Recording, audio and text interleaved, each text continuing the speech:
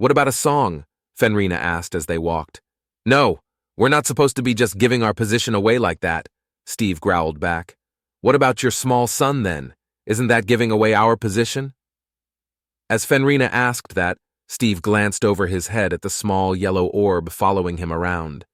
He reached up to wave it back, and the orb did float back for a moment, before slowly creeping in closer to him again. The light it cast was rather intense, and Steve was just glad it didn't share the heat of the sun, or things might get toasty rather quick. While I will admit this spell isn't working out quite as intended, it is in fact providing us with a great deal of light, and they're expecting people to be coming, so light is fine. But if we sing, they could probably hear we aren't the right people. Also, none of us but Larry can sing, and I don't really want to listen to Larry songs, even without his ridiculous sideways harp. Steve shook his head a little. It's called a piano. I named it a while back. You would know that if you came to the party, Larry replied. I still don't understand how you managed to draw in crowds like that, Steve said, sounding impressed, yet annoyed at the same time. It's all about treating your girl right. You gotta lay her down by... Larry started to sing before Steve quickly called out, No singing! I just said that! The dwarf stopped and glared at Steve. Also, what the shit kind of name is that? A piano? That's a stupid name. How did you even come up with it? Because, baby, that means whoever plays it is called a pianist. And Larry Love is the world's greatest, finest, most amazing pianist. As that sank in after a moment, Steve and Sherry groaned while Fenrina giggled. Sounds a bit like penis, she said with another giggle. I'm just glad no one will ever make it into a serious thing. A sideways harp with a stupid fucking name like a piano? Seriously, Larry, it's not going to be a thing, Steve muttered as they walked on through the cave. Larry Love doesn't have time for all those negative vibes, man. Larry Love already has offers to record his singing and piano playing to a recording crystal. Aw, yeah. The dwarf's walk shifting a little to more of a strut as he said that. What? How? Why? Who? What? Steve replied in surprise and confusion at the idea. Have they heard what you're singing about? Why would anyone pay for a recording crystal of that? Larry Love knows you're just several shades of jealous. Don't fight it. Just because you could never be half as good at the piano as I am. It's just life, baby. The dwarf replied with a smug grin. Oh, is that right? Well then it's fucking on now, Steve gasped out. We'll see who's the best damn pianist this world has seen. Then we'll see who gets all those crazy hot desperate women at their party, huh? Even as he said that, he realized his mistake and could practically feel Sherry's eyes upon him. Not that I want that, or would do anything about it. It's just to prove a point. He trailed off and sighed, rubbing his face as he wondered how Sherry would make him pay for that in the near future. All right, you idiots, shut up, there's light up ahead. Sherry growled out and Steve reached up to try and grab the orb so he could turn it off, but instead it fluttered around just outside his reach.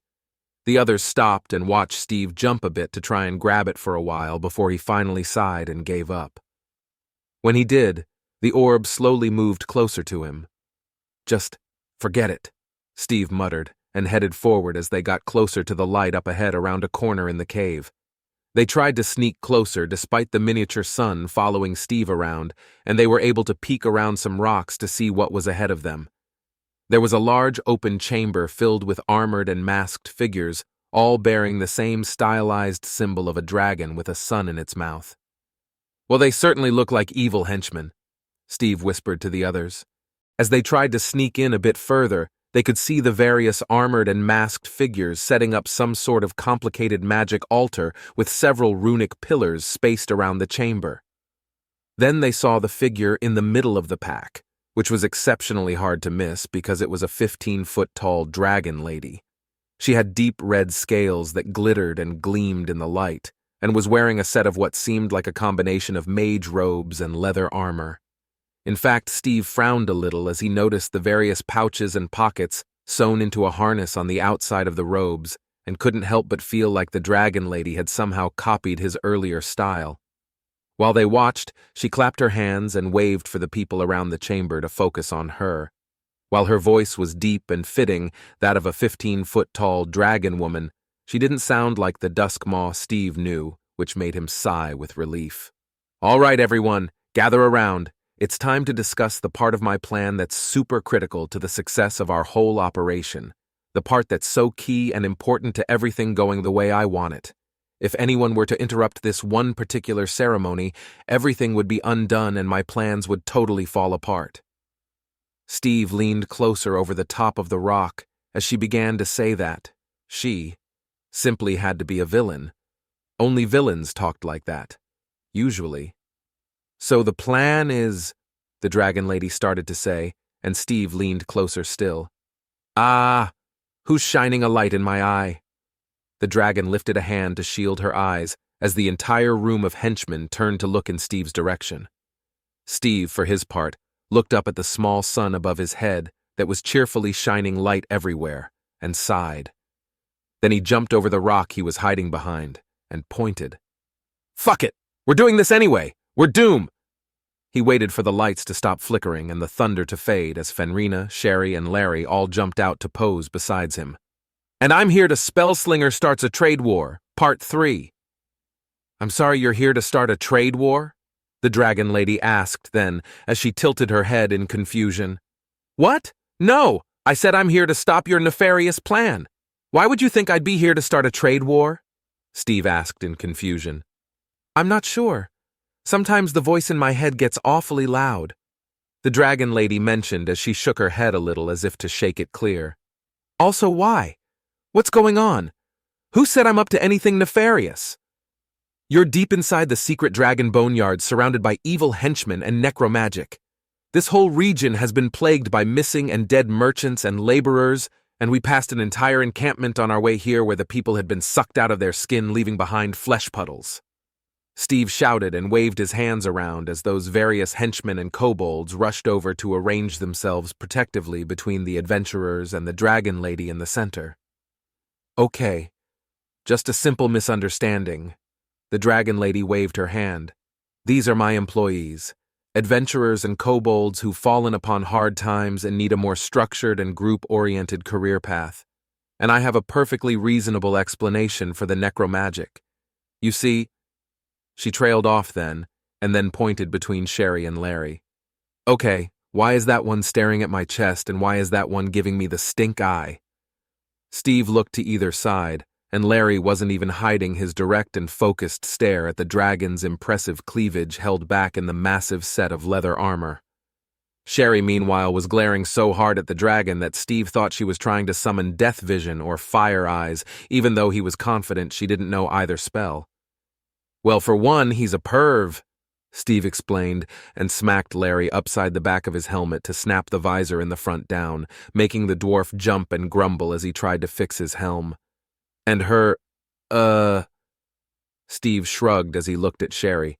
I'll tell you why I'm mad. This has to be the final straw. You're a dragon, right? One of the powerful ones who can shapeshift and all that clearly, Sherry said as she waved at the dragon lady. Yes, Greater Crimson Ruby Dragon.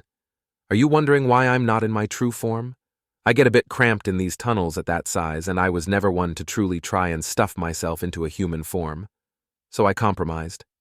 She rubbed a hand up and down her side as she struck a pose as if she were modeling for someone, her long tail lashing about behind her while she did, which knocked over a few kobolds standing behind her.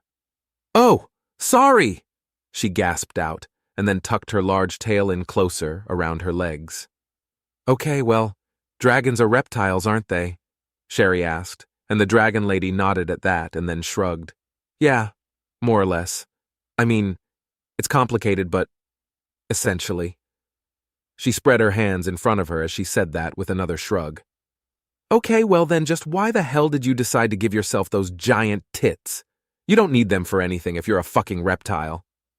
Sherry seethed, and Steve just stood beside her looking confused. Honey, is now the best time for this? He was about to reach out and pat her shoulder, but her head twisted to look at him in such a way that made him immediately raise his hands to ward her off and backed up a bit.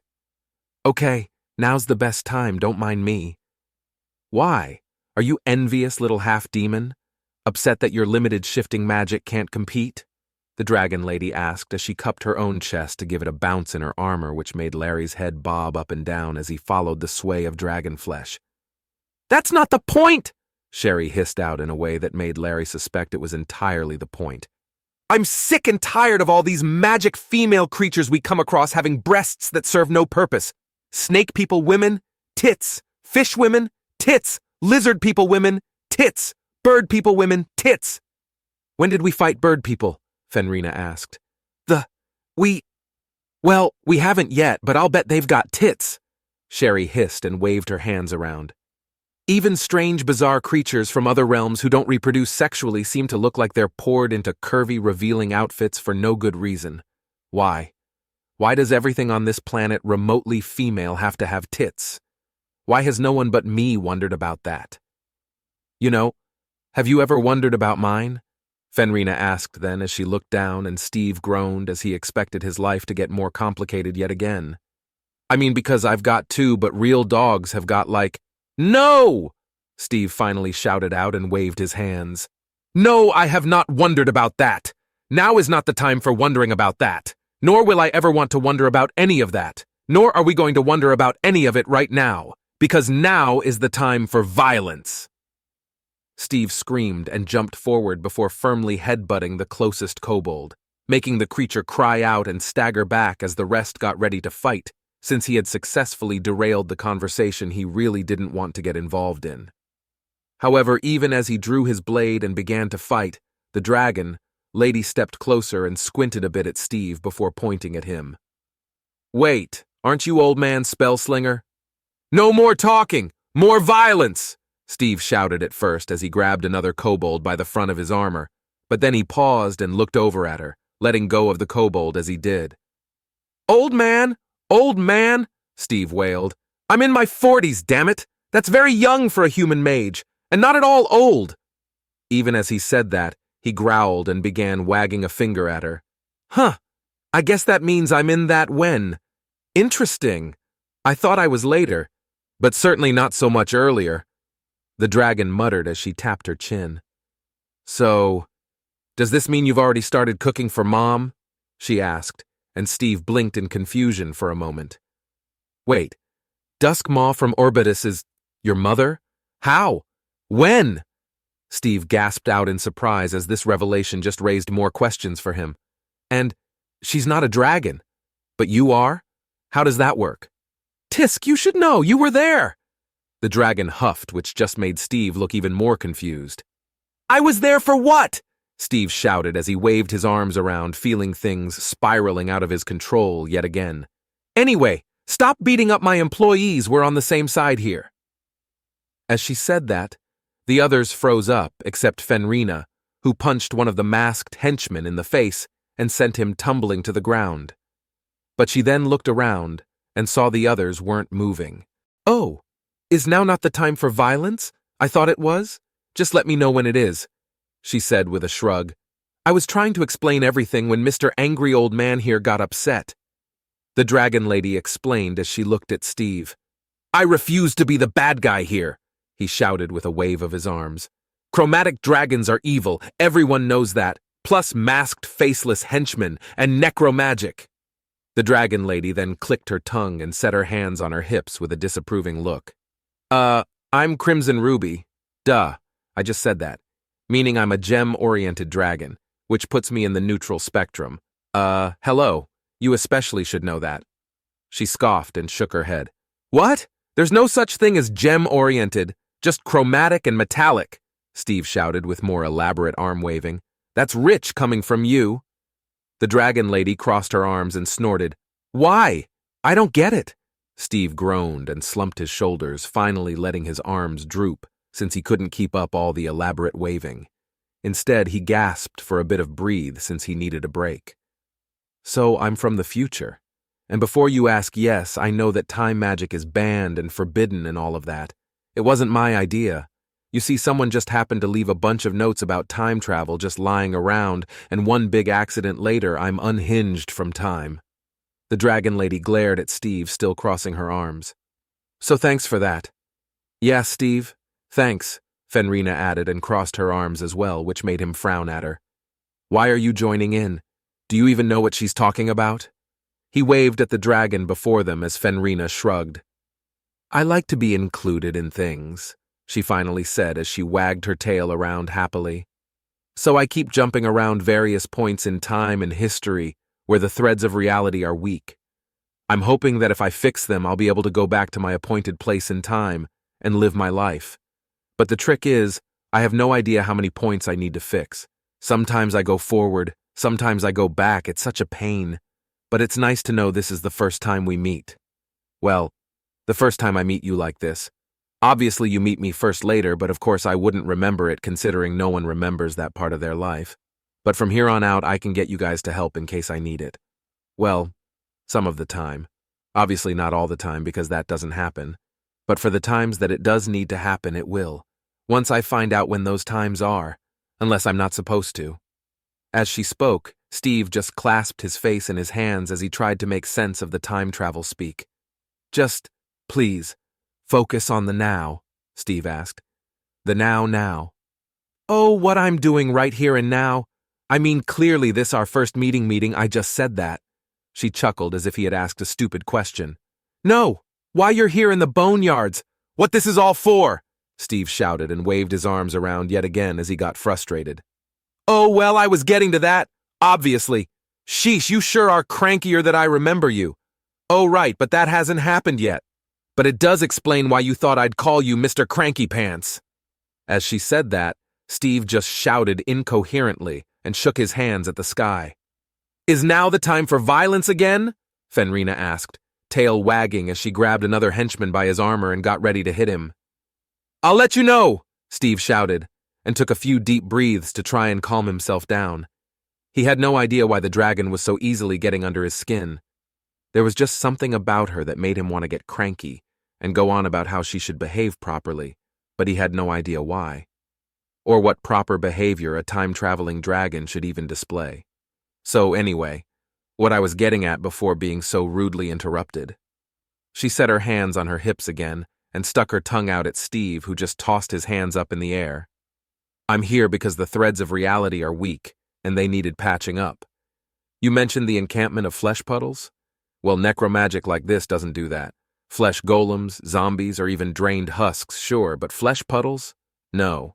You know who does that, right? That fish guy cult, Steve replied with a shrug. And seeing as you're an expert on them, Steve wanted to shout at her that no, he wasn't, or at least not yet, but instead just sighed and rubbed his face again. You should know that dragons and the fish guy cult hate each other. They're from the deep, dark ocean, and we fly around in the sky, and he does not like that. Plus, dragons are powerful figures that they think tried to steal away their power in the first place and seal them in the dark beneath the waves. So just why would I be working with them? Steve slowly shook his head and shrugged. I don't fucking know. I don't even know what your apparent mother is. Hector just mentioned being threatened into doing stuff, and since I heard Duskmaw was involved, I just assumed the worst and went forward with it. By the way, what's your name? Duskmaw, she replied with a shrug. Aren't you the one who explained why I should take her name? I don't. Steve groaned into his hands for a moment. That hasn't happened yet, has it? Oh, right, the dragon lady replied with a nod. Your first name, Steve continued. Oh, right, you don't know that yet either. It's Danny. I mean, technically it's dandelion like the flower, and I know you're probably thinking a shortening of that should be like dandy with another D in there, but I like Danny better, she explained. Danny Duskmaw? Steve asked with an arched brow. Yep, that's me. The big dragon lady smiled wide at them, displaying her dozens of very sharp-looking teeth that gleamed pearly white in the light of Steve's miniature sun. And yes, you are right about the power of alliterative names for adventuring, though I'm not sure if you ever prove the connection between bardic magic and rhymes. Oh? So I should pick a last name that, alliterative tates with Fenrina? Fenrina asked then, as she stumbled over the world a bit. Well, I mean, come on, everyone's going to know you're famous. Ooh, right, that doesn't happen yet. Oh, well, it's going to be great when it does. It's a great choice, Danny said as Fenrina's tail wagged at the news that something apparently goes well. Eventually. Right! This is so interesting that we first meet now. I mean, talk about a perception change to see you all like this, Danny said as she waved at them. Uncle Larry especially is so different. Uncle Larry? Larry Love suddenly feels a moral dilemma about what he's looking at, the dwarf mentioned as he kept staring at the dragon lady's chest. So, are you going to stop? Sherry asked. When Larry Love has reached a decision, the dwarf said as he didn't change his gaze just yet, which made Sherry just sigh and shake her head. You still haven't actually told us why you're here or how it all ties in yet, Steve reminded everyone as the conversation was in danger of losing focus yet again. We're miles from the ocean, and if the fish guy cult hates dragons, why would he be here, trying to gain some sort of necrotic hold over living dragons? No, they're not after dragon bones. They just want to stop our operation, since they know I can get stronger through absorbing the old essence. They're here for... Danny was stopped, though, as a kobold tugged on her tail, and she looked back and down at the small figure. Steve squinted as he tried to hear that the kobold in the distance was saying. Then he wondered why he thought squinting would help him hear better. Oh, my secretary is asking what happened to the people using the communication orb you have with you. She thought she spoke to some of my other teams, but she's guessing it was you posing at them. Oh. Steve remembered the orb from earlier now. He's a flesh puddle. They're all flesh puddles. As he said that, the kobold in the back began to cry, and he remembered that the voice had said something about it being her husband, and he grimaced, realizing he'd been a bit blunt in his delivery. Tisk! Stephen! Danny gasped out. That's hardly the behavior I expected from the founder of the Minions and Adventurers Survivors organization. She huffed and set her hands on her hips as she looked down at Steve. What is that? And when do I do it? Steve asked as Danny blinked in realization. Oh, an organization for supporting the orphans and other survivors of minions and adventurers who die, disappear, or otherwise depart this realm of existence. As for when you start it, well, if I tell you then that might alter things, so I can't, but you do. And also you need to make sure you found it when you're supposed to, or else you might help unmake reality. She gave him a nervous smile as she fiddled with her fingers. Oh, that's just great. Thanks. No pressure, huh? Steve said with an exasperated expression and tossed his hands up again. Well, at least I can change the name now that I know about it. What? No, you can't, Danny insisted. But I don't like it. It's not clear what the organization is about from the name. It needs to be more descriptive, Steve replied with more hand-waving. But you have to, because you do name it that, she pointed out. But I don't wanna, came Steve's quick reply. But you will or you'll unmake reality, Danny shouted and crossed her arms as she gave him a stern look. Steve just closed his eyes then and rubbed them with his fingers.